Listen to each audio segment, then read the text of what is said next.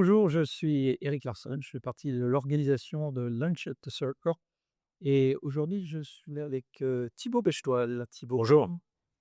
alors Thibaut, c'est un serial entrepreneur, c'est, l'ancien président de Croissance Plus, c'est un board member actif dans plusieurs entreprises et son thème, c'est, comment booster les entreprises avec un levier stratégique, un levier de valeur qui est donc le BOVN, les conseils d'administration. Une première question, tu es parti de quel constat, quelle analyse sur les boards? Alors l'analyse, c'est que le board est souvent vu comme un organe formel, où on a des revues financières et finalement qui ne sont pas très utiles. Et en fait, le board, ça peut être véritablement un outil, déterminant pour l'entreprise, pour influer sur la trajectoire de l'entreprise, pour faire un pivot, et un ajustement stratégique et finalement ça joue sur la trajectoire et la création de valeur de l'entreprise de manière absolument majeure. D'accord, alors comment est-ce qu'on fait concrètement donc pour, utiliser le board comme levier stratégique? Alors concrètement, la première chose, c'est que le board, pour qu'il soit bien utilisé, il doit être vu comme un des process de l'entreprise. C'est-à-dire qu'en fait, c'est pas 4 réunions par an ou 6 réunions par an, c'est un véritable process de l'entreprise et ensuite, il faut absolument qu'il y ait des sujets de fond dans les boards, un sujet sur la stratégie, sur le go to market, sur le développement de l'écosystème, sujet qu'Eric connaît très, très bien et donc on fait travailler finalement le CEO avec ses équipes pour qu'en board, il présente quelque chose qui a du sens pour, accélérer la trajectoire de son entreprise et le board est un point de passage. D'accord.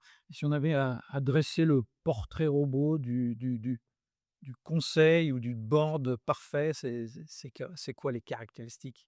Alors le board parfait, c'est un board où il y a une diversité d'intervenants. C'est-à-dire, il peut y avoir des investisseurs, il peut y avoir des board members indépendants très actifs, il peut y avoir pourquoi pas aussi des board members bénévoles, s'ils ont une compétence sectorielle et ils sont intéressés par le sujet et en fait, il doit y avoir donc, comme je disais tout à l'heure, des sujets de fond traités dans l'entreprise et si besoin, pour zoomer sur un sujet, il faut faire des ateliers entre les boards et dimension supplémentaire à laquelle on tient également, dans notre, structure qui s'appelle Board Value, c'est que finalement un board member indépendant peut être le sparring partner du CEO. Ça peut être très important pour son accompagnement.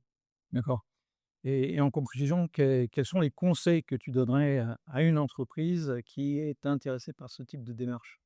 Alors déjà, c'est parler en fait à ses pairs, parler à des gens qui ont mis des boards en place, avec, succès, se dire que le board n'est pas une perte de temps, mais quelque chose qui devient une priorité. Donc, moi j'appelle ça un peu de la réservation de bande passante, dans l'année. Donc on réserve, une partie de son temps au board parce que quelque part, c'est un espèce de cerveau pour l'entreprise qui est un peu au-dessus et qui a le gros avantage de ne pas être dans le day to day et qui finalement apporte, beaucoup sur ces sujets de création de valeur de fonds dont j'ai parlé tout à l'heure, stratégie, go to market et cetera. Donc il faut, prendre ça comme un sujet sérieux, s'y atteler, discuter avec les uns les autres, comprendre qui dans l'écosystème peut aider et finalement avoir, ce board qui se réunit régulièrement et peut-être aussi par des ateliers. D'accord. Merci Thibaut. Merci.